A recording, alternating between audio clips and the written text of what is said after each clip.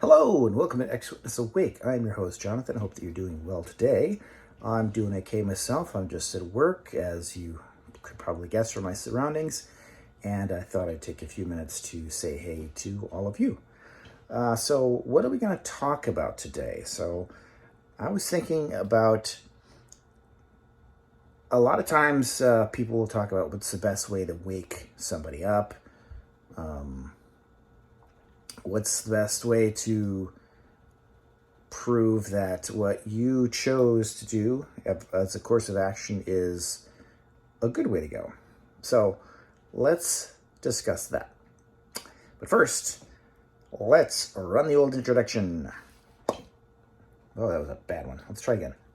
There we go. Much better.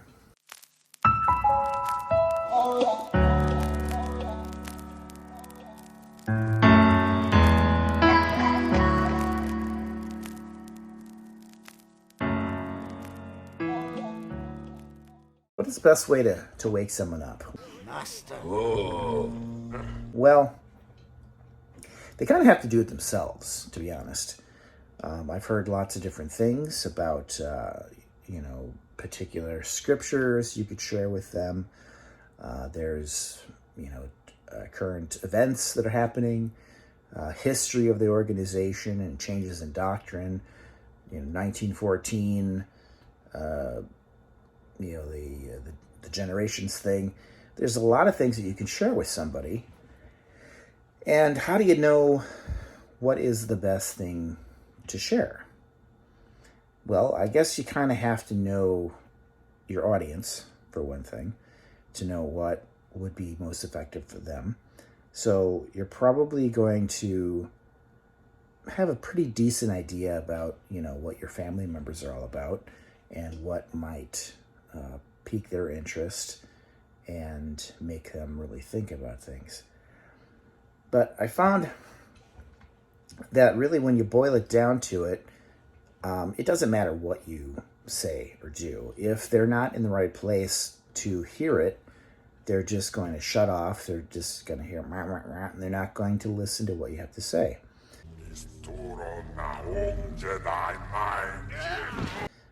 They're just going to say, oh, you're just an apostate, and you're just, you're lost to the world, and all that stuff.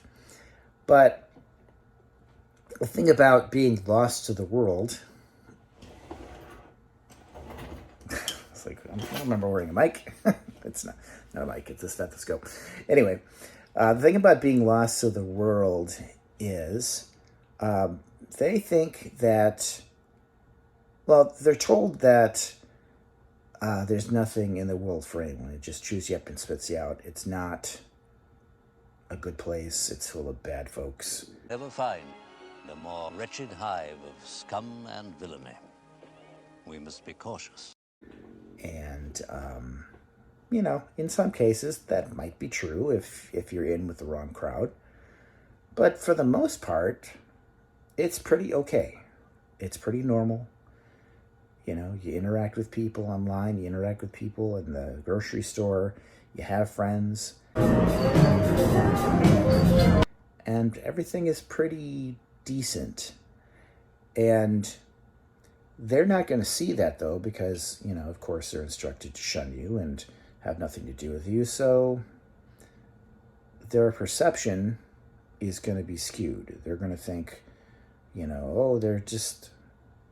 they're basically waiting for you to fail. So how do you prove to them that everything is okay? Well, live your best life. If you have passions about a particular thing or a subject that you want to learn about the thing. You want to do certain things, activities, do those things. And show the people that you care about that you might not be in the organization anymore, but life is okay.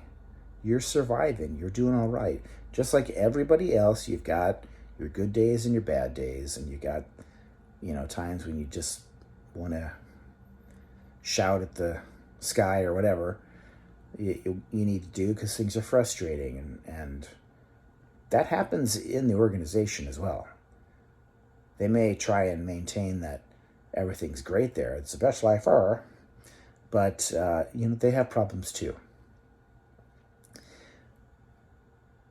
But they're not always happy, right? And they may try and put up a front that they are doing great, serving Jehovah, serving the organization.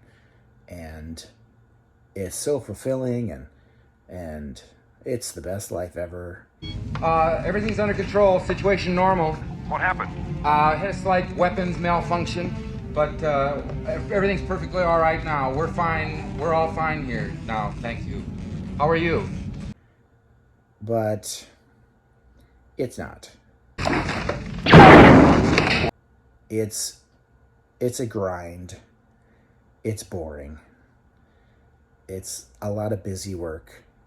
It's a lot of hearing the same things repeated over and over again at meetings and at conventions and at JW Broadcasting that they've said a million times. There's really nothing new anymore, unless they come up with some sort of new light, which, of course, we know how effective that can be. So what do? You show them that your life is all right and that you're enjoying it. So strive to enjoy life. Take a moment to smell the roses and, take up that hobby that you've always wanted to do.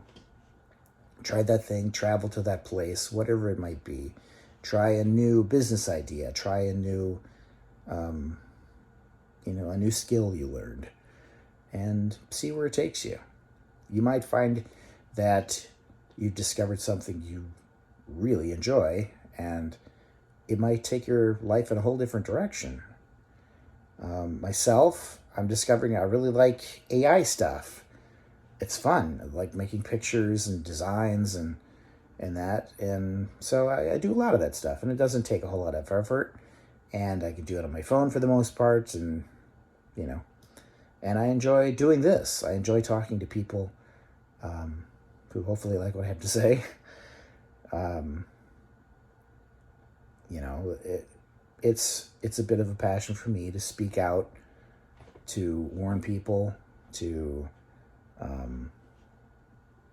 just give a heads up to, hey, be careful if you're going to deal with that organization, that religion. So, live your best life. I guess that's about it. Yeah. So I'm going to get back to work. Work is not really my passion, but who knows? Maybe I'll be lucky and someday things will take off and I will be able to do something similar to this full time. I don't think that I would choose to be a full-time XJW YouTuber, every day. I think that's a bit much, unless I can get AI to do most of it for me. But, other things. History facts, whatever. So keep a watch out there in YouTube land. Maybe you'll see some of my stuff. And just like it too. So, yeah. And speaking of like this, please. Feel free to comment and help things to move forward. I've had a little bit of growth in the last week or so, and that's nice to see. So let's keep it up. Go team. So have yourself a great day, and I will catch you next time. Bye for now.